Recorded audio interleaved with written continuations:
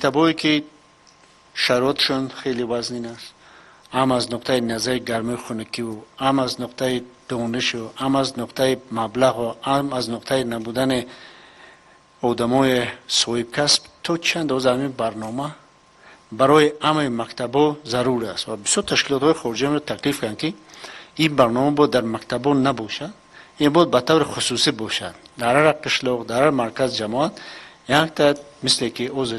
در شهر و در دانشگاه و مرکز کرده هستند، یک تا مرکز آموزش کامپیوتر باشد که اونجا کامپیوتر عذر زمان باشد، اینترنت باشد، متخصص باشد که یاد دهد. چون که بسیار معلومات که این فرمت که درس میدن خودشان اون سالا به معنای پررس حرفا نمی رفتن، خودشان از کامپیوتر استفاده بردن نمی توانست. طوری که کاتب شورای امنیت سرپرست ولایت گفتن، میگه در یگان ناحیه شهر یگان رئیس اقلا 1 ساعت در امان آزمون شرکت نورزید که هم خودش یک بار استراحت کند، یک غذای معنوی گیرد و هم به امان شرکت داران، هم به معلمان، هم به نفرانی که به این کار سر کار دارند و بخصوص به خوانندگان و نفرانی که در آن آزمون اشتراک میکنند، این یک اعلام میبخشید، این یک حرمت، این یک باوری بود و حاضر وظیفه دار کردند که هنگام گزاردن چنین آزمونا به واسطه معاونای رئیس سرپرست هستند، ولی رئیس ولایت، رئیس شهر، رئیس نایب باید خودشان هم در همین کار شرکت ورزند و اشتراک کنند. مسئله دوم این شماره کم شرکت کنندگان در سطح جمهوری که ولایت مختار کوهستان بدخشان که بسیار افتخار دارد با نفران دانای خود، با نفران معلومات دار خود، با نفران زبانور خود، زباندان خود، ادبی شناس خود، ولی همگی میگد از ولایت 9 نفر شرکت ورزیدند و خلاص. این هم کمبودی ما بود که ما زیادتر به طرف مبلغی دقت دادیم، ولی به ما سپارش داده شد که سالانده نفران که جای یکم میگیرند و نفرانی که جای دوم میگیرند ولی پتانسیلشون کلان است و ممکن که میتوانند بهتر تیاری بینند و بهتر نتیجه به دست برند در سطح جمهوری و اینها را نیز به همین آزمونا روانه کنیم. یعنی مسئله مبلغ این مسئله بسیار مهم است، لیکن مبلغ باید پرابلم نشود. ما باید از کجای نباشه، از مبلغ مقامات، از شریکان روش، از شخصان خصوصی، از همه سرچشمه استفاده بریم و شماره را زیاد کنیم. سیوم در آزمون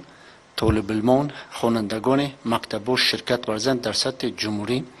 که میگن دانشگاه دولتی شهر خاروغ که فاکولتیت فیلولوژی دارد و دیگر فاکولتیت، از دانشگاه دولتی باباجان غفورов قریب 14 نفر شرکت ورزیدند، از دانشگاه دولتی شهر باختر، از دانشگاه ملی، از دانشگاه معلم ترکنی، از همه دانشگاه شرکت ورزیدند. ولی میگه که از بدخشان نخو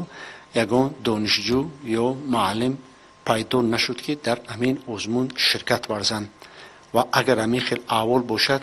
پس صفت تعلیم در دانشگاه چه خیلی است. از حساب معلمانم به فکر ولایت مختار کوهستان بدخشان یگانه ولایت بود که یگان معلم زبان ادبیات یا فن دیگر در آزمون شرکت نورزید. از همه ولایت ها معلمان بودند، زویان بودند، لیکن از ولایت مختار کوهستان بدخشان یگان کس اونجا شرکت نورزید. اینم یک کمبودی ما است. پرابلم دیگر معلمه گفتن اون نفرانی که سال گذشته شنیدن در آزمون جایهای نمایان گفتن و یا کجا شدن. هر کسی مکتب رو تموم کرد این فهماست، لیکن همون نفرانی که به جایی که شما اونو قطعی کار میکردید اونا رو رشد میدادید و اونا به این آزمون با بهتر تیاری میدیدن، قریب که از اشتراکداران آزمون سال اول سال 2019 در 2020 یگان کس نبود. نمان طالبه از نوعیش کوشیم بسیار خوب خوانندگان بود، از نوعیش کوشیم، از نوع روشون، از نوع روشخلا، لیکن همه اونا کجای رفتن و امسال خیرت که آدمان نپیداشتن جا گرفتن و ما رو وظیفه دار کردن که اون نفران که امسال جا گرفتن، اون نفران که سالهای پیش بودن پتانسیل داشتند و اوقات باید از همین روز کار اثر کنیم، چون که امسال ممکن این آزمون تیزتر جنبست کرده شد تا جشن 30 سالگی.